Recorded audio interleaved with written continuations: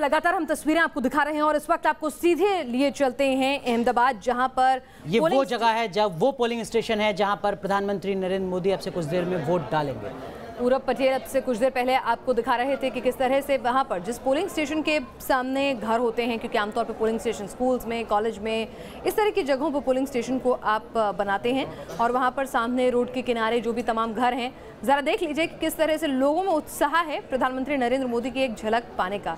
इनके सिंह जी, तमाम आंदोलन, तमाम नाराज़गी, आक्रोश, जातिगत समीकरण और उसके बाद ये तस्वीर, जाहिर है मोदी जी का जो क्रेज़ है वो भी पूरे देश में वैसा ही है। क्रेज़ में कोई अंतर नहीं है, क्रेज़ एक व्यक्ति का होता है और व्यक्ति एक डिफरेंट पर्सनालिटी है भी, पर इसका वोट में ट्रांसलेशन कैसे होगा ये बहुत अभी नहीं कहा जा सकता। नहीं, इसका नहीं, लेकिन मोदी जी ने जो अपने तमाम भाषणों में ये कहा कि भाई गुजराती अस्मिता, मैं गुजरात का बेटा, तो वो जो नाराज़गी होती है, कहते हैं कि भाई ठीक है आपकी कितनी भी नाराज़गी क्यों ना हो, आप डांट लेंगे, डपट लेंगे, लेकिन बाद में साथ खड़ा रहता है परिवार। जी हाँ, एक बड़ा सवाल है, एक बड़ा फैक्टर है कि अगर वो कह देते हैं गुजरात का बेटा, उसकी इज्जत दांव पे लगी है, अगर ये मैसेज चला जाता है तो ये मुमकिन है, क्योंकि 5 साल अपने 10-11 साल के शासन में ये कोशिश जरूर उन्होंने लगातार की कि गुजराती अस्मिता को वो रखे। 5.5 लाख गुजराती वगैरह वगैरह जब वो कहते थे तो एक सॉलिड ब्लॉक बनाने की कोशिश की है उसको गुजरात को लेके, और मेरे ख्याल से वो प्ले करना चाहा है इस इलेक्शन में। असर उसका होगा इस पर। राहुल देव जी, ये जो भीड़ है, क्या ये इस बात की भी तस्दीक करती है कि भारतीय जनता पार्टी की तरफ से मुख्यमंत्री के लिए इस चुनाव के लिए, विधानसभा के इस चुनाव के लिए सिर्फ और सिर्फ चेहरा नरेंद्र मोदी ही है? बिल्कुल, वो तो शुरू से ही जाहिर है और ये स्पष्ट था कि बीजेपी और नरेंद्र मोदी को भी ये समझ में आ गया है कि अभी इस वक्त वो अपने अलावा किसी और को पेश करेंगे तो जनता उसको स्वीकार नहीं करेगी, और वही इस समय सबसे बड़ा चुंबक है भारतीय जनता पार्टी के पास पूरे देश के लिए। तो जब पूरे देश की ये स्थिति है तो फिर गुजरात में तो किसी और को सामने रखने को कोई प्रश्न ही नहीं पैदा होता। तो इसलिए भी थोड़ी घबराहट ज़्यादा हमें कई उस बीजेपी के हिस्सों में दिखती है कि अगर इस चेहरे पर कुछ धूल लगी, उसकी चमक कुछ धुंधली पड़ी इस बार, तो फिर उसका नुकसान भी राष्ट्रीय होगा। बिल्कुल, और यहाँ पर चेहरा मोदी जी का है और गुजरात का चुनाव सिर्फ विधानसभा की 182 सीटें नहीं हैं या फिर एक राज्य नहीं है, ये प्रधानमंत्री नरेंद्र मोदी का विकास मॉडल है, ये उनका राज्य है, जिस राज्य की उपलब्धताओं को गिनाते गिनाते वो राष्ट्र की कुर्सी पर काबिज हुए, वो प्रधानमंत्री की कुर्सी पर काबिज हुए। तो कहीं ना कहीं यहाँ के आंकड़े जो हैं बहुत कुछ कहेंगे। अभिलाष जी, यहाँ पर अगर कांटे की टक्कर भी होती है और अगर एक क्लोज फाइट, जैसे कि कुछ जगहों पर यह भी सुनने को आ रहा है कि क्लोज फाइट भी देखने को मिल सकती है, बीजेपी सिर्फ और सिर्फ कांटे के मुकाबले से अपनी सरकार बनाने में भी अगर कामयाब हो जाती है तो भी ये अपने आप में बहुत संतोषजनक और बड़ी जीत होगी 22 साल के एंटी इनकम्बेंसी को देखते हुए। निश्चित होगी। और देखिए, गुजरात राज्य जो है वो बाकी अन्य राज्यों से भारत के बहुत अलग अलग कारणों से विशिष्ट राज्य है, और अब प्रधानमंत्री का राज्य होने के चलते यदि आपको जैसे याद होगी चुनाव के कुछ शुरुआत पहले ही जापानीज प्राइम मिनिस्टर वहाँ पर आके बुलेट ट्रेन का उद्घाटन किया, तो गुजरात में ये निश्चित बात है कि अंतर्राष्ट्रीय स्तर पर भी लोगों की नज़रें इस चुनाव के ऊपर लगी हुई है कि गुजरात का डेवलपमेंट मॉडल, बिकॉज भारत की तरफ लोग ये देखते हैं कि भारत कोई विकसनशील देश है तो वहाँ पर नई नई चीज़ें कुछ आ रही हैं, तो गुजरात एक ऐसा मॉडल जहाँ पर वाइब्रेंट गुजरात और इंडस्ट्रियलाइजेशन का काफ़ी वो रहा, तो उसके चलते इस चुनाव की तरफ अंतर्राष्ट्रीय नज़रें भी लगी हुई है। भारत में भी इसमें राजनीतिक परिणाम बहुत दूर तक जाएंगे यदि भारतीय जनता पार्टी हार जाती है तो कई ऐसे कारण हैं जिसको लेके नरेंद्र मोदी किसी भी तरीके की जोखिम उठाना नहीं चाहते हैं। उनके सीधे प्रधानमंत्री पद पर भी उनके उंगलियां उठने लगेंगी यदि गुजरात में यदि भारतीय जनता पार्टी हार जाती है, क्योंकि यही गुजरात का विकास मॉडल वो बाकी राज्यों में भी ले जाना चाहते हैं। पिछले कुछ दिनों पहले आपने सुना होगा कि देश के 150 अत्यंत पिछड़े जिलों की सूची सामने आई है और उन जिलों का किस तरीके से विकास होगा इसको 2022 तक के एक नीति आयोग ने एक निर्धारण किया है। तो न्यू इंडिया का जो नारा दिया है उसमें यदि गुजरात पिछड़ जाता है तो फिर ये कौन सा विकास है, ये प्रश्न पूरा देश पूछेगा उनसे। तो इसलिए उन्होंने इतनी रैलीज करी, इसलिए वो उन्होंने, और देखिए आप देखिए मुख्यमंत्री वहाँ के जो है उनका इस पूरे चुनाव के इसमें बिल्कुल। अभिलाष जी, माफ कीजिए, आपको रोक रहा हूँ, ये सीधी तस्वीरें आप देख रहे हैं अहमदाबाद एयरपोर्ट से, जहाँ प्रधानमंत्री नरेंद्र मोदी पहुँच चुके हैं और अब से कुछ देर में पहुँचेंगे उस पोलिंग स्टेशन पर जहाँ वोट की ताकत का इस्तेमाल करेंगे एक मतदाता के तौर पर प्रधानमंत्री नरेंद्र मोदी। तो प्रधानमंत्री बनने के बाद पहला मौका होगा जब प्रधानमंत्री नरेंद्र मोदी यहां पर वोट कास्ट करने के लिए राणिप का जो निशान हाई स्कूल है वहां पर पहुंचेंगे और बड़ी संख्या में लोग जो निशान हाई स्कूल है राणिप में मौजूद है वहां पर मौजूद हैं। लगातार मोदी मोदी की नारेबाजी वहां पर लगातार चल रही है और ये तस्वीरें आपके सामने इस वक्त देखिए आप। कुछ देर के बाद जो राणिप का पोलिंग स्टेशन है वहां पर प्रधानमंत्री नरेंद्र मोदी पहुंच जाएंगे। अहमदाबाद के राणिप में वोट कास्ट करेंगे प्रधानमंत्री नरेंद्र मोदी। कुछ देर के बाद पार्टी के राष्ट्रीय अध्यक्ष अमित शाह एयरपोर्ट पर मौजूद हैं, साथ में मुख्यमंत्री विजय रूपाणी, पूर्व मुख्यमंत्री आनंदीबेन और भारतीय जनता पार्टी के वरिष्ठ नेता भूपेंद्र यादव। तो दो तस्वीरें आप अपनी टेलीविजन स्क्रीन पर देख रहे हैं। एक वो तस्वीर जहां इंतजार हो रहा है मतदाता के तौर पर प्रधानमंत्री नरेंद्र मोदी का कि वो आएँ और अपनी वोट की ताकत का इस्तेमाल करें। वहीं दूसरी तरफ ये दूसरी तस्वीर अहमदाबाद एयरपोर्ट की है जहां प्रधानमंत्री नरेंद्र मोदी पहुंच चुके हैं।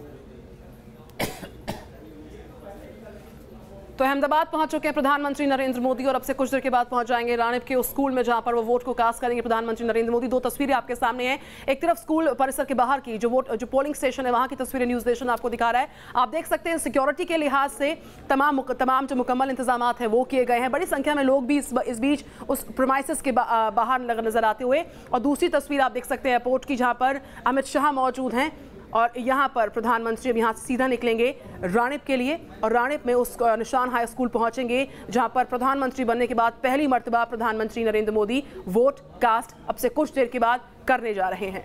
और राहुल देव सर, क्या इसको आप लोकतंत्र की खूबसूरती मानते हैं कि प्रधानमंत्री भी मतदाता के तौर पर उस कतार में खड़े दिखते हैं जहाँ वो एक नागरिक के तौर पर अपनी जिम्मेदारी निभाते हैं? देखिए, अब उसको प्रतीकात्मक रूप से देखें तो खूबसूरती कह सकते हैं, लेकिन हमारे लोकतंत्र की असलियत भी हम जानते हैं कि वो अभी काफ़ी बहुत बड़ी हद तक सामंती बना हुआ है। राजनीति में सामंतवाद और समाज में भी सामंतवाद और छोटे और बड़े की दूरी, छोटे और बड़े का फासला, ये अभी कम ज़रूर हुए हैं लेकिन बहुत बड़े फिर भी बने हुए हैं। तो फोटो अपॉर्चुनिटी जिसे हम कहते हैं, फोटो के रूप में ये अच्छा लगता है कि प्रधानमंत्री को कतार में खड़े देखना, लेकिन असलियत जो है वो कुछ और है और उससे कोई भ्रमित भी नहीं होता। ठीक है, तो ये ठीक है, देखने में सुंदर लगता है, शोभा की वस्तु है, लेकिन असलियत से इसको भ्रमित नहीं करना। और क्या उर्मिलेश जी, आपको लगता है कि कहीं नेताओं पर भी दबाव होता है, जिस तरीके से सेलिब्रिटीज़ पर दबाव होता है कि आप घर से बाहर निकलें और अपनी वोट की ताकत का इस्तेमाल करें, वरना सोशल मीडिया में खासकर और मीडिया में आपसे सवाल पूछे जाएंगे कि एक जिम्मेदार नागरिक के तौर पर आप कहां हैं? और ये सवाल और दबाव नेताओं पर भी है।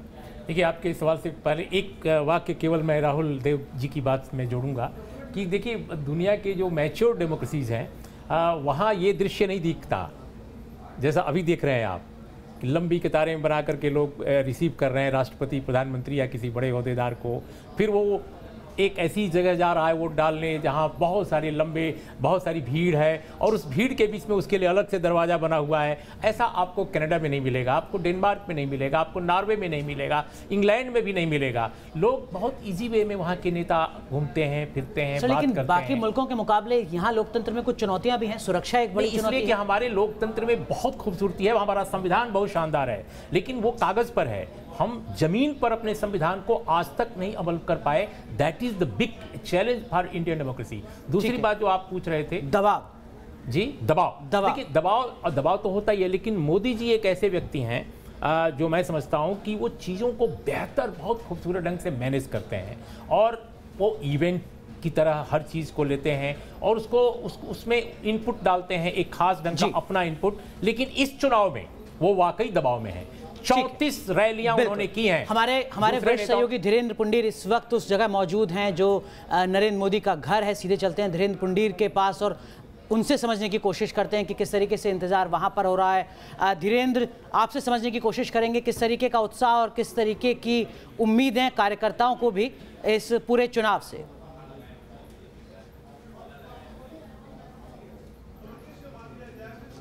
देखिए, हम लोग लगातार अलग अलग जगह देखते घूम रहे हैं। महसाणा के अलग हिस्सों में हम लोग गए, विश्वनगर है, ऊंझा के अलग हिस्सों में, लेकिन हम इस वक्त वडनगर में, जो वो गली जहां से नरेंद्र मोदी का बचपन हुआ, जहां उनका जन्म हुआ, इस गली में, इसी को घांचीवाड़ा कहा जाता है, ये पूरा इलाका है जहां नरेंद्र मोदी की फैमिली थी और यहाँ उनके बचपन के दोस्त भी हमारे साथ हैं।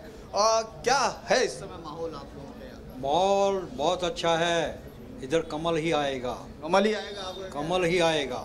इसलिए क्या डिकरे की वजह से? आपका डिकरा है, मोदी यहाँ के डिकरा है, क्या बोलते हैं, मोदी यहाँ के बेटे हैं। हाँ, इधर के बेटे हैं, इसीलिए लड़का है, आपको जन्म हुआ है। वोट कितना, मतलब यहाँ के लोग कितना वोट कर रहे हैं? बहुत जास्ती वोट कर रहे हैं, सभी लोग वोट करते हैं। हाँ, किसको वोट दिया है आपने? हाँ, कमल, मोदी जी को। यहाँ की तो कोई बात करनी ही है। मोदी को 3 साल का बच्चा भी जो सुबह में उठता है तो पहले मोदी का नाम लेता है, तो फिर बड़े की तो क्या बात करने की है यार। 3 साल का आपने? मोदी जी को वोट दिया है हमने, मोदी जी को ही वोट दिया है। मोदी कमल ही आएगा, कमल ही आएगा। कमल ही, कौन? कमल ही आएगा। ओ चुनाव में तो नरेंद्र भाई आ जाएगा 101%। 101%। तुमने वोट दिया कि नहीं? ना, मेरे को वोट तो नहीं है, लेकिन मैं कहती हूँ 100% 100% आएंगे मोदी जी का।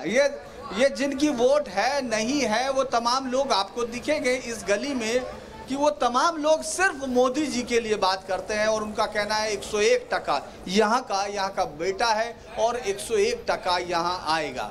बिल्कुल, धीरेन्द्र पुंडरीर आप हमारे साथ बने रहे हैं। वो तस्वीरें दिखा रहे थे, धीरेन्द्र पुंडरीर लोगों के बीच में मौजूद थे जो साफ तौर पर कह रहे हैं कि खिलेगा कमल और जीतेगा वडनगर का बेटा। धीरेन्द्र, अगर हम मुद्दों का यहाँ पर जिक्र करते हैं, जो स्थानीय मुद्दे हैं वडनगर के, लोग जो कि वोट कास्ट नहीं कर पा रहे हैं या नहीं जा रहे हैं, तो वो किन मुद्दों को यहाँ पर आगे रखते हैं कि भाई जो विकास का विजन लेकर लगातार बीजेपी आगे बढ़ रही है उस पर कायम रहेंगे, या फिर कुछ और भी बातें उनके जहन में स्थानीय आती हैं? चकला में क्या है भाई? देखिए, अभी हम लोग अलग अलग लोगों से बात कर रहे थे। आप ये देखेंगे विकास की अलग अलग बातें, हॉस्पिटल्स थे तमाम वो खुले हैं, यहाँ स्टेशन बदला है, लेकिन रोजगारी की समस्या यहाँ एक बड़ी रही है। आपको लगता है रोजगार के मसले में कोई काम हुआ है यहाँ? बहुत बढ़िया काम हुआ है। गंडे बावल थे यहीं पे, कुछ नहीं थे वडनगर, कुछ नहीं था, कुछ भी नहीं थे जब तक मुख्यमंत्री बने जो नरेंद्र भाई मोदी, तो बहुत कुछ हुआ। तब से बहुत कुछ हुआ। तब से बहुत कुछ हुआ। अच्छा, ये बताएंगे युवाओं को लेके कुछ काम हुआ आपके इलाके में? बहुत कुछ काम हुआ है। बहुत कुछ काम हुआ। बहुत कुछ काम हुआ। आपको लगता है मोदी जी वडनगर के लिए काम कर रहे हैं? Only one answer, Modi is great. Modi is great. आपको दिखेगा, मैं यहाँ किसी से भी पूछूं इस गली में, किसी से, बच्चे से, बुजुर्ग से, युवा से, तमाम लोगों का कहना है मोदी इज ग्रेट। यानी यहाँ सवाल ही नहीं होता वडनगर का कि वो यहाँ से जीत के निकलते हैं, और उनका कहना है मोदी जी जिस तरह से काम कर रहे हैं वो गुजरात के गौरव की बात है। बिल्कुल, हम सीधे चलते हैं बड़ौदा। हमारे सहयोगी विकास श्रीवास्तव वहां पर मौजूद हैं। विकास, किस तरीके की स्थिति और मतदाताओं में कितना उत्साह? अरे जितना आप बोल,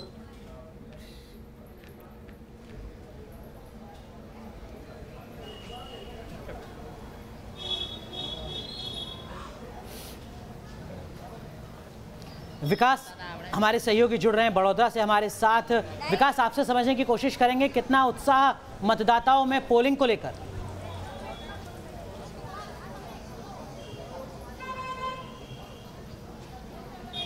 जी बिल्कुल अनुराग, हमारे सहयोगी धीरेन्द्र नरेंद्र मोदी के जन्मभूमि की बात बता रहे थे, वहाँ के राजनीतिक समीकरण बता रहे थे। मैं कर्मभूमि की बात करूँगा। वडोदरा कर्मभूमि मानी जाती है मोदी की, और मोदी का असर यहाँ पर दिखता है। इसी वजह से मैं कह सकता हूँ, क्योंकि 10 में से 9 विधानसभा जो सीटें हैं वो बीजेपी के खेमे में हैं। बीजेपी काबिज है उस पर, सिर्फ एक निर्दलीय विधायक है। लेकिन यहाँ पर जो सवेरे से मैं जोश देख रहा हूँ मतदाताओं में, वो देखकर लग रहा है कि यहाँ पर इस लोकतंत्र के पर्व में मतदाता बढ़ चढ़ कर शरीक हो रहे हैं। क्या मादा क्या नर, यहाँ पर तो किन्नर भी वोट देने आए हैं। मैं बता दूँ, यहाँ पर किन्नरों का एक अखाड़ा है और बड़ी संख्या में यहाँ पर किन्नर मतदाता भी हैं, और वो किन्नर अब की बार मताधिकार का प्रयोग करने यहाँ पर पहुँचे हैं। जानने की इन्हीं से कोशिश करते हैं कि इनके मुद्दे क्या, किन मुद्दों के आधार पर ये अपनी पार्टी तय करेंगे। आप लोग किन मुद्दों के आधार पर वोट देने जा रहे हो? किन्नर अखाड़े का भला कौन सी पार्टी कर सकती है? आपको क्या लगता है? हम तो जो भी देते हैं उसको देते हैं। और संभवतः भाषा की दिक्कत है अनुराग जी। इनसे थोड़ी देर पहले मैंने अनौपचारिक रूप से भी बात की थी। इनका ये कहना था कि किन्नरों के भी अपने अलग मुद्दे हैं, अलग राजनीतिक पसंद है, और उन्हीं मुद्दों को लेकर वो मतदान केंद्र तक आए हुए हैं अपना वोट देने के लिए। और इनका ये कहना है कि जो किन्नर अखाड़ों का भला करेगा वही पार्टी इनकी पसंदीदा पार्टी होगी। जी अनुराग। बिल्कुल, तो तमाम खास मेहमान हमारे साथ हैं। विकास हमारे साथ जुड़े हुए थे और धीरेन्द्र पुंडरीर हमारे साथ मौजूद थे। तमाम खास मेहमानों में एनके सिंह सर, मैं समझना चाहूंगी आपसे, ठीक है दावे हो रहे हैं, वायदे हो रहे हैं, और 18 तारीख को समझ में आ जाएगी कि कौन है गुजरात का सरदार, लेकिन जो डिविजनल पॉलिटिक्स इस बीच काफ़ी ग्रो करी है, उसको लेकर आप क्या करना चाहेंगे? नहीं, इस पूरे इलेक्शन में अगर आप देखें तो एक तो बहुत ही शिद्दत से मीडिया ने इसको कवर किया है और उसका कारण, उसके वजूहात बहुत साफ है। उसमें प्राइम मिनिस्टर ने पर्सनल ज़बरदस्त इंटरेस्ट लिया है। हालांकि वो फाइटर हैं, वो सभी जगह, बिहार में भी हुआ तो यूपी में भी हुआ तो उनका इंटरेस्ट बहुत ज़बरदस्त रहा, लेकिन चूंकि ये उनका होम टाउन है, होम स्टेट है, इसलिए उन्होंने एक चैलेंज के रूप में लिया है। इधर राहुल गांधी ने भी चैलेंज के तौर पर लिया। हाँ, इधर अचानक जब ये तीन फिनोमेना, जैसे कि आपने देखा अल्पेश, जिग्नेश और हार्दिक, और ये कोई ऑर्गेनाइजेशनल बैकअप नहीं है जी, ऐसे में जब ये आते हैं तो राहुल गांधी का प्रधानमंत्री की बात कर रहे हैं और तस्वीरें जो इस वक्त दर्शक देख रहे हैं अपनी टेलीविजन स्क्रीन पर वो प्रधानमंत्री के काफिले की हैं। एयरपोर्ट से पोलिंग स्टेशन पहुंच चुके हैं प्रधानमंत्री नरेंद्र मोदी। तो आप देख सकते हैं, इससे पहले एयरपोर्ट की तस्वीरें न्यूज़ नेशन आपको दिखा रहा था। हम गृह जिले भी गए प्रधानमंत्री नरेंद्र मोदी के, उनकी जो कर्मभूमि है वहाँ भी न्यूज़ नेशन लगातार बना हुआ है और ये शानदार तस्वीर आपके सामने। अब से कुछ देर के बाद जो है प्रधानमंत्री नरेंद्र मोदी अपना वोट कास्ट करेंगे। हालांकि जो शेड्यूल टाइम था अनुराग, वो 11:45 का था, लेकिन अब प्रधानमंत्री चूंकि पहुंचने वाले हैं और इससे पहले ही प्रधानमंत्री पहुंचे, चाहे वो सुरक्षा के लिहाज से बात करें, क्राउड के जोश की बात करें, वहाँ पर मोदी मोदी के नारे लगातार जारी हैं और इस बीच प्रधानमंत्री नरेंद्र मोदी अब से कुछ ही देर के बाद अपना वोट कास्ट करेंगे। एक बहुत टेक्निकल प्रॉब्लम है कि जो सेक्शन 126(1)(b है उसमें किसी तरह का प्रचार इस समय नहीं नेता कर सकता, लेकिन यहाँ पे टेक्निकल प्रॉब्लम है। जब मोदी मोदी के नारे वो लोग हो रहे हैं और प्रधानमंत्री जा रहे हैं, एक बहुत बड़ा जलसा जो कि मना है, वर्जित है, मीटिंग नहीं, लेकिन इसका फॉर्म मीटिंग का हो जाता है। लेकिन प्रधानमंत्री के केस में ये एग्जम्पशन है, क्योंकि उनको ये भी एग्जम्पशन है कि पब्लिक खर्चे पे, सरकारी खर्चे पे वो चुनाव प्रचार ना करे। ये प्रधानमंत्री को एक एग्जम्पशन है, स्पेशल प्रोविजन है इसके लिए। वही है कि आज इस समय प्रधानमंत्री आए हैं, टेक्निकली अगर देखा जाए कोई भी, अगर राहुल गांधी इस समय आए और इस तरह की का मजमा लगे तो वो उसी में आएगा। राहुल गांधी का कल का इंटरव्यू इसी चक्कर में फंस गया है। तो यहाँ पे ये बहुत टेक्निकल प्रॉब्लम है कि चूंकि प्रधानमंत्री हैं, एक पॉपुलर लीडर हैं, तो ये जो मीटिंग का भी, जैसे कि मोदी मोदी कहा जा रहा है, ये भी एक तरह का चुनाव प्रचार। लेकिन आप जनता को कैसे रोकेंगे, उसको को कैसे रोकेंगे? जो मतदाता है, जो खुद वहां पर आया है वोट डालने। इसी तरह मीडिया को भी आप नहीं रोक सकते जब इसको कवर करता है। हालांकि उसको वर्जित है कि आप किसी भी विजुअल या इशारे से नहीं दिखा सकते। ये 121(b) में, 126(1)(b) में मना है। लेकिन ये जो देख रहे हैं आप, ये एक मजबूरी है जिसमें इलेक्शन कमीशन भी कुछ नहीं कर सकता। बिल्कुल, तो ये निशान हाई स्कूल है रानीप का, जहां पर प्रधानमंत्री नरेंद्र मोदी पहुंचते हुए और अब से कुछ देर के बाद अपने मत अधिकार का इस्तेमाल करेंगे प्रधानमंत्री नरेंद्र मोदी। प्रधानमंत्री बनने के बाद पहली मर्तबा वोट कास्ट करने जा रहे हैं प्रधानमंत्री। और एक संदेश जरूर जाता है कि जब देश के प्रधानमंत्री अपनी वोट की ताकत का इस्तेमाल कर रहे हैं तो मतदाता के तौर पर गुजरात के वो लोग जिनको लगता है कि वोट ना डाला जाए तो भी कोई फ़र्क नहीं पड़ता, वो एक बार ज़रूर सोचें, अपने घर से बाहर निकलें और मतदान की ताकत का इस्तेमाल ज़रूर करें। चाहे वो किसी भी राजनीतिक दल को वोट दें, लेकिन वोट की ताकत का इस्तेमाल ज़रूर करें।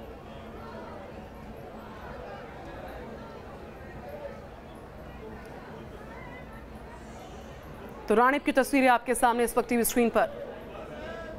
अहमदाबाद के रानीप में प्रधानमंत्री नरेंद्र मोदी अब से कुछ देर बाद वोट डालेंगे। इससे पहले सुबह से ही तमाम जो दिग्गज हैं उनके वोट डालने का जो सिलसिला है वो जारी रहा। बाकायदा लोग कतारों में खड़े रहे। हम बात कर रहे हैं, चाहे वो अमित शाह का जिक्र करें, तमाम जो वीवीआईपीज़ हैं कतारों में लगकर उन्होंने अपना वोट कास्ट किया और अब से कुछ ही देर के बाद पीएम मोदी वोट कास्ट करेंगे। अहमदाबाद पहुंचते हैं, वहां से सड़क के जरिए प्रधानमंत्री नरेंद्र मोदी तुरंत रानीप पहुंचे और रानीप का निशान हाई स्कूल है, जहां पर सुरक्षा के इंतजाम तो मुकम्मल आप देख पा रहे हैं और बाहर बाकायदा बैरिकेडिंग की गई है पूरे इलाके भर में और उसके उस पार जो है जनता का हुजूम अपने प्रधानमंत्री का स्वागत करता हुआ और उनका जो अभिवादन है उसको स्वीकारते प्रधानमंत्री नरेंद्र मोदी अब से कुछ देर पहले नजर भी आ रहे थे। और जो तस्वीर हम देख रहे हैं अभिलाष जी, वो वाकायदा कतार जैसी लगी हुई है मतदाताओं की और मतदाता कुछ पहले खड़े हुए हैं पंक्ति में जो अपनी वोट का इस्तेमाल करने के लिए इंतज़ार कर रहे हैं। ये तस्वीरें भी बहुत कुछ कहती हैं क्या?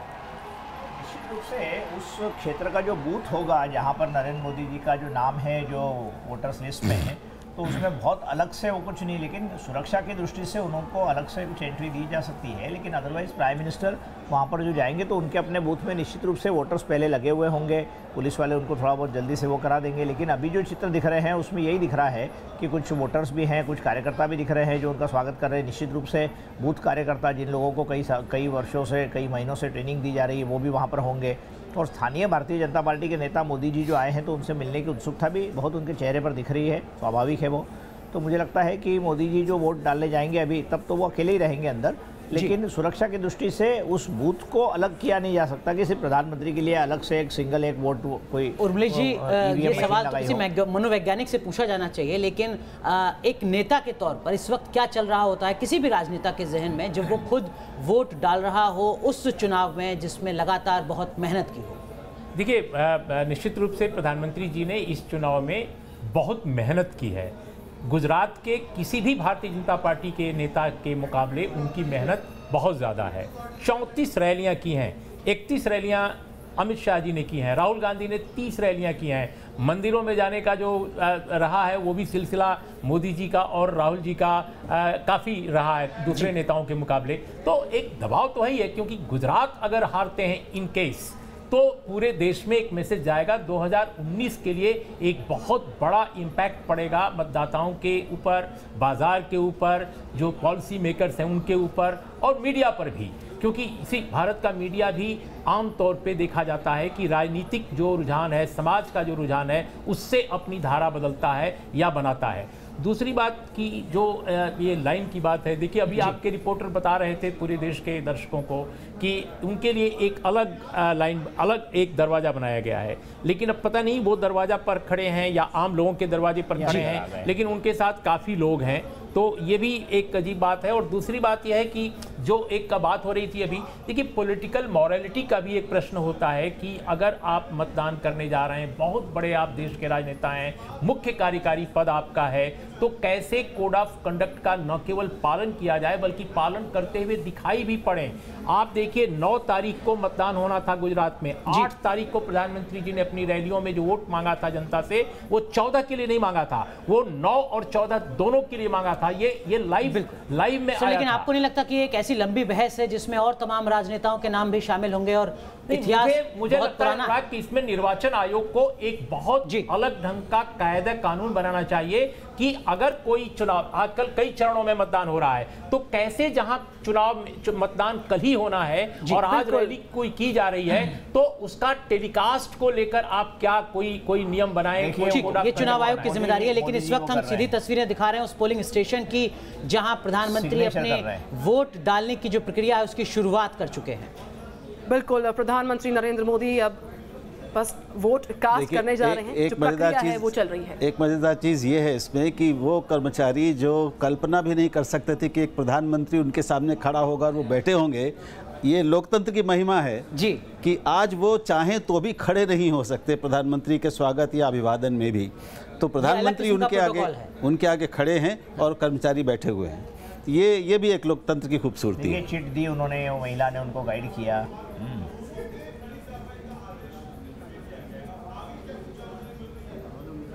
तो ये लोकतंत्र की गरिमा है जिसकी अलग अलग तस्वीरें हम आपको लगातार दिखा रहे हैं। और प्रधानमंत्री नरेंद्र मोदी अपना वोट कास्ट करने के लिए पहुंचे हुए हैं। ये निशान हाई स्कूल है, तमाम कर्मचारी वहां पर मौजूद है। जो पूरी प्रक्रिया है, बाकायदा कतार में खड़े होकर उससे गुजरते हुए पीएम मोदी अपना वोट कास्ट कर रहे हैं। यहाँ का भाजपा का उम्मीदवार कौन है ये पता लगाना चाहिए। बिल्कुल, लेकिन इन सब के बीच ईवीएम नई तरीके से इस्तेमाल की जा रही है गुजरात विधानसभा चुनाव में। तो जो भी नतीजे आए, जो भी सत्ता से बेदखल होगा या जो विपक्ष में रहेगा, उसके पास आरोप लगाने के लिए कुछ तर्क कम होंगे। राहुल जी सहमत हैं आप? कम से कम स्लिप मिल जाएगी, आपको पता चलेगा, आप ईवीएम पे तो कम से कम सवाल नहीं खड़ा करेंगे। अब तो नहीं होना चाहिए। और इस बीच जो कुछ खबरें आई भी थी, पिछले चरण में भी आई थी, वो कुछ 100 थी चंद। तो कुल मिलाकर कोई बड़ा सवाल किसी जिम्मेदार व्यक्ति ने अभी तक ईवीएम के ऊपर इस चुनाव में नहीं उठाया है। छुटपुट घटनाएं हुई हैं जो मान सकते हैं कि इतनी बड़ी संख्या में मशीनें लगे तो उसमें छोटी मोटी खराबियां आ सकती हैं। तो ये चुनाव ईवीएम की तकनीक को भी पुनर्स्थापित करेगा पूरे देश में। तो गुजरात की आवाम और राणिप के लोगों का अभिवादन स्वीकारते हुए प्रधानमंत्री नरेंद्र मोदी निशान हाई स्कूल जो कि पोलिंग सेंटर है वहां से बाहर निकले, अपना वोट कास्ट कर और उनके साथ उनके आसपास तमाम जो जनता है वो मोदी मोदी के नारे लगा रही है और उसी पर हम लगातार बात भी कर रहे हैं। देखिए, प्रधानमंत्री नरेंद्र मोदी ने वोट कास्ट किया और बताया तमाम लोगों को कि वो अपनी वोट की ताकत का इस्तेमाल कर चुके हैं। एक संदेश भी कि अगर आपने वोट नहीं डाला है तो जाइए और वोट डालिए।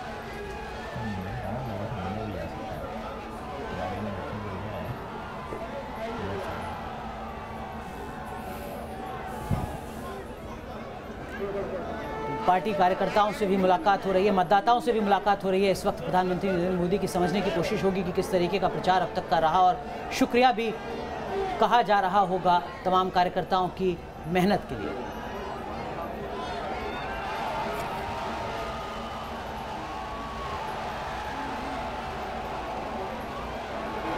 अभिलाष खांडेकर सर, अगर हम बात करें प्रधानमंत्री नरेंद्र मोदी की, लगातार उनके ट्वीट्स, जो उनकी लगातार जो कैंपेनिंग है उसमें उन्होंने इस बात को पुरजोर तरीके से रखा कि 18 तारीख वो दिन होगा जब जो स्नेह है, जो मेरा प्यार है गुजरात की आवाम के लिए और जो मेरा अपमान किया है तमाम प्रतिद्वंदियों ने, उसका जो जवाब है वो सामने आएगा 18 तारीख को। इस बात को रखते वक्त अक्सर जो है पीएम मोदी थोड़े से भावुक भी नजर आए थे।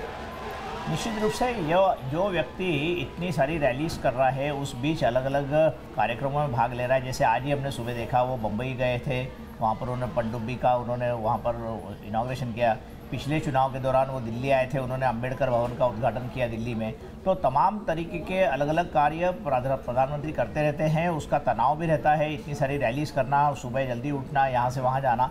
तो उस बीच उनको निश्चित रूप से 18 तारीख के एक बहुत अच्छे नतीजों की उम्मीद जो वो कर रहे हैं। तो मुझे लगता है कि बहुत ही नेचुरल है और उसी दौरान उन्होंने ट्वीट्स के जरिए, बाकी सब जरिए वोटर्स को एंगेज करके रखा है। और हर जगह हर बार नई नई चीज़ें करते हैं। जैसे उन्होंने वो सी प्लेन का जो आखिरी में वो किया था, तो उन्होंने नए वोटर्स को, नए मतदाताओं को रिझाने के हिसाब से या अट्रैक्ट करने के, तो उनकी आइडियाज़, और वो एक अलग व्यक्ति है, अलग नेता है। ये तो अब निश्चित रूप से एस्टेब्लिश हो चुका है पूरे देश में। बिल्कुल सर, अगर हम बात करें रोड शो, भले ही जो है अहमदाबाद में कैंसिल हो गया था, लेकिन जो सी शो है, सी प्लेन के जरिए, वो काफी शानदार रहा। उन्होंने रिवर शो कर दिया, रिवर शो कर दिया वाकई। लेकिन एनके सिंह जी, आपसे समझना चाहूंगा, जिस दिन वोटिंग हो रही होती है उस दिन नेताओं को तो राहत मिल सकती है कि जो आपकी तमाम रैलियां थी उनका सिलसिला खत्म हो चुका है, तो आप थोड़ा आराम कर सकते हैं। लेकिन इस दिन जब वोट डाले जा रहे हैं तब आपको लगता है कि कार्यकर्ताओं की भूमिका अहम होती है, हर राजनीतिक दल की। नहीं, आप कितना घरों से खींच के पोलिंग बूथ तक लाते हैं लोगों को, यही तो इसके पूरी की खासियत है। कई बार होता है कि आप देखें, अगर कैडर स्ट्रक्चर आपके पास नहीं होता तो लोग घर से नहीं निकलते, एक रिलक्टेंस होता है। अगर 5% भी आपने निकाल लिया एक्स्ट्रा, तो आप ये मान के चलिए कि गुजरात में जो बाईपोलर कंटेस्ट है, जिसमें 2 ही पार्टियां हैं, अदर्स अब की बार बहुत कम आएंगे। अदर्स का जो परसेंटेज था इस क्षेत्र में, आज आप देखें जहां चुनाव हो रहा है, 2012 में 11% अदर्स को वोट मिले थे। इस बार मुझे लगता है कि 2-3% से ज्यादा नहीं होंगे, क्योंकि कंटेस्ट बड़ा कीन हो गया है। ऐसे में कार्यकर्ता की भूमिका बहुत होती है। जहां तक लीडर के आराम करने का सवाल है, दरअसल अब उसकी नींद उड़ी होगी, क्योंकि अभी पोलिंग परसेंटेज पे वो बेचैन होगा। इसके बाद से 4 दिन सिर्फ रोज भगवान का नाम ले रहा होगा कि भगवान फैसले में क्या होगा। तो 18 तक मंदिर अब भी जाएंगे लोग, मंदिर खूब जाएंगे, अकेले जाएंगे। फोटो वाला सेशन नहीं होगा। बिना फोटो के हर आदमी अपने घर के भगवान से कहेगा कि जिता रहे हो या हरा रहे हो, और 18 को वो फैसला होना है। तो 4 दिन तो ऐसे ही नेताओं की नींद उड़ी होगी। और उसके बाद सत्ता के समीकरण, उर्मिलेश जी? बिल्कुल, उसके बाद जैसा रिजल्ट आएगा उसके हिसाब से, हालांकि क्लियर वर्डिक्ट होगा, इसमें कोई लगता है कि बहुत क्लियर भी लगता है कि देखिए हम लोग, नतीजा ये होगा कि आपको नींद नहीं उड़ाने की जरूरत है। आपका साफ वर्डिक्ट है, और अब तो चूंकि एंटी डिफेक्शन लॉ में 2/3 है, इसलिए ये भी नहीं कि डिफेक्शन की प्रॉब्लम हो।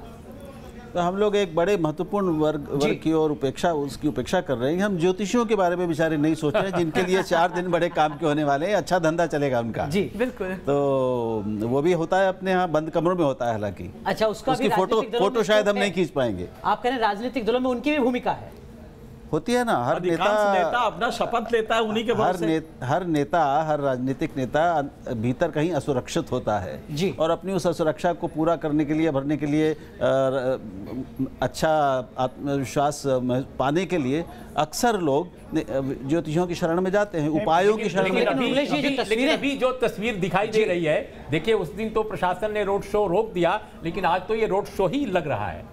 झंडे भी दिख रहे हैं जी, बिल्कुल झंडे फहरा रहे हैं, रोड शो जैसा है, बिल्कुल वही कह रहे हैं कि लेकिन जब मतदान 8 बजे से शुरू होकर तकरीबन 12 बज चुके हों, क्या वास्तव में इस तरीके के मुद्दों पर सवाल खड़े करने की कोई गुंजाइश बचती है क्या उर्मिलेश जी? क्या, किस चीज की? 4 घंटे से ज्यादा मतदान हो चुका है, 5 बजे तक वोट डाले जाने हैं, अगर कार्यकर्ताओं का उत्साह दिखता भी है तो क्या वाकई इससे मतदान प्रभावित होता है? बिल्कुल बिल्कुल, ये आचार संहिता का बिल्कुल उल्लंघन है अगर इस तरह से होता है। इसमें कोई दो राय नहीं है। वाकई में आचार संहिता का देखिए, मैं प्रधानमंत्री जी के लिए नहीं कह रहा हूँ, मैं एक सेकंड, ये प्रधानमंत्री जी के लिए मैं नहीं कह रहा हूँ, लेकिन वहां पर जो ऑर्गेनाइजेशन जो इन्वॉल्व है इस तरह की भीड़ को इकट्ठा करने में, क्योंकि ये भीड़ कुछ तो अनायास होगी, एक सेकंड, कुछ भीड़ अनायास होगी, लेकिन कुछ तो लाए गए भी लोग हैं, क्योंकि सबके पास झंडे हैं, साफे हैं और सबके पास टोपियां हैं और दिखाई पड़ रहा है वो साफ साफ आपके विजुअल्स में भी। तो ये चीज जो प्रशासन रोक देता है, आप बिहार का उदाहरण देख लीजिए, यूपी का उदाहरण देख लीजिए, केरला का उदाहरण देख लीजिए, पंजाब का उदाहरण देख लीजिए, और किसी भी स्थान पर इतनी बड़ी भीड़ को मतदान केंद्र के बाहर दूर तक प्रशासन अलाउ ही नहीं करता। ये रोड शो नहीं अगर है तो क्या है आप बताइए। मैं ये नहीं कर रहा हूं कि प्रधानमंत्री जी ये कर रहे हैं, लेकिन ये वहां की बीजेपी के जो कार्यकर्ता हैं, बीजेपी के जो नेता स्थानीय हैं, उनको और प्रशासन दोनों को कंट्रोल करना चाहिए। बीजेपी का तर्क हो सकता है कि देखिए उस क्षेत्र के जो लोग हैं अगर वो अपने घरों से बाहर निकलते हैं तो दिक्कत क्या है इसमें? देखिए ऐसा है कि उस आप मतदान केंद्र पर नहीं आ सकते ना मेला लगाने। आप इंदिरा गांधी भी बहुत पॉपुलर प्राइम मिनिस्टर थी, हमने कभी विजुअल ऐसा नहीं देखा था। उस समय तो इतना टेलीविजन भी नहीं था। उर्मिलेश जी अगर इजाजत दें तो मैं कुछ बात क्या आप भी इसको रोड शो मान रहे हैं, और अगर ये रोड शो है तो इसमें दिक्कतें आपको क्या नजर आती हैं नियमों के हिसाब? नहीं, देखिए सबसे अच्छी मर्यादित बात ये होती है कि प्रधानमंत्री ये सुनिश्चित करते कि उनके कम से कम वोट डालने के अवसर पर ऐसी ये ना हो, और वो एक सबसे मर्यादित तरीके से वोट डालें और उसमें ये सब ना हो। लेकिन मैं ये भी कहूँगा कि उनका अपना चुनाव क्षेत्र और उनको लेकर हम देख रहे हैं जो उत्साह है वहाँ के लोगों में, तो एक स्वतःस्फूर्त भीड़ और उसका उत्साह भी होता है। हम सब मनुष्य के मनोविज्ञान से परिचित हैं, तो ये उत्तर कोरिया में चुनाव नहीं हो रहा है, हमें ध्यान रखना पड़ेगा। इसका कानूनी पहलू हम आपको बता दें, दुनिया के सबसे जीवंत लोकतंत्र में हो रहा है। गुजरात में हो रहा है, क्योंकि दक्षिण की राजनीति की भी तस्वीरें हम लगभग ऐसी देखते हैं राहुल देव जी।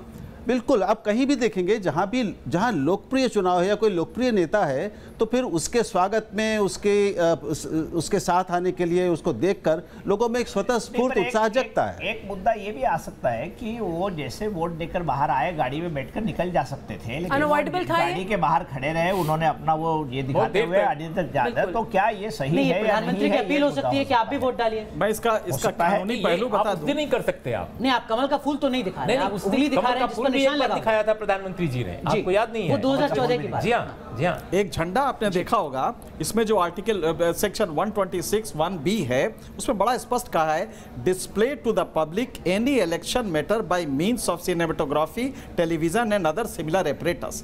यहाँ पे आपका पार्टी का झंडा दिखाई दे रहा है, ठीक उसके बगल में प्रधानमंत्री एक उंगली अपनी उंगली का मैसेज तो सीधा सा है, खड़े रह के आगे जा रहे हैं। जब बाहर आप ये कर रहे हैं तो ये पब्लिक मीटिंग कॉन्स्टिट्यूट करता है, और जो मैटर है वो सब सेक्शन 3 में लिखा है, In this section, the expression election matter means any matter intended or calculated to influence or affect result. North Korea में चुनाव नहीं हो रहा है, भारत में चुनाव नहीं हो रहा है। करिए नियम नॉर्थ कोरिया में पीपल्स डेमोक्रेसी नहीं है भाई, वो कम्युनिस्ट वो है ही नहीं है, वहाँ पे है ही नहीं डेमोक्रेसी। नहीं की जा सकती। अरे भाई, उससे नहीं की जा सकती है। ऐसा है। अमेरिका में चुनाव होता है। मैंने कहा उर्मिलेश जी, मैंने कहा कि बेहतर होता अगर प्रधानमंत्री स्वयं इसको सुनिश्चित करते कि ये सब वहां पर ना हो।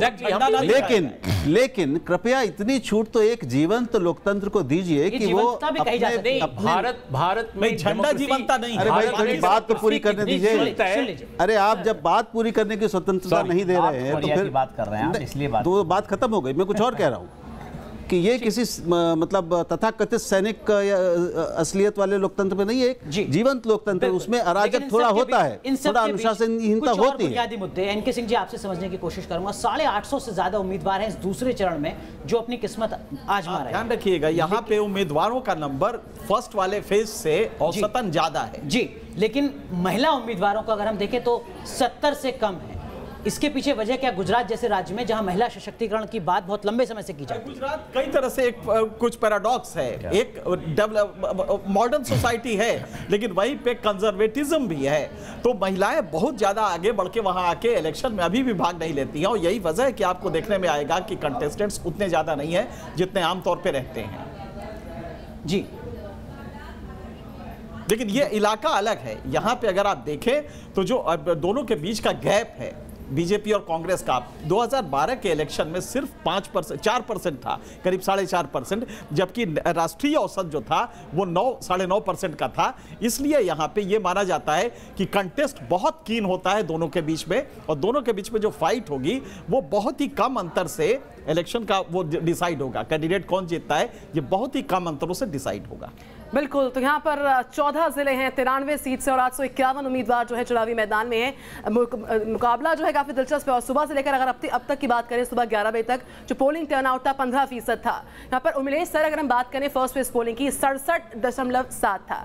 अगर हम सुबह के पोलिंग टर्नआउट की तब भी बात करें काफ़ी इफेक्टिव वो भी नजर आ रहा था, लेकिन जब आउटकम था वो उतना इफेक्टिव नहीं था। लेकिन अभी की बात की जाए तो क्या लगता है आपको 11 बजे तक का जो 15% मतदान है बढ़िया? आई थिंक बेहतर है। और दूसरी बात मुझे लगता है कि दूसरे चरण में पहले चरण से हो सकता है थोड़ा ज़्यादा परसेंटेज हो, लेकिन इस क्षेत्र के बारे में इसकी एक खास बात मैं आपको बताऊं जो आंदोलन के दौरान दिखाई पड़ी थी।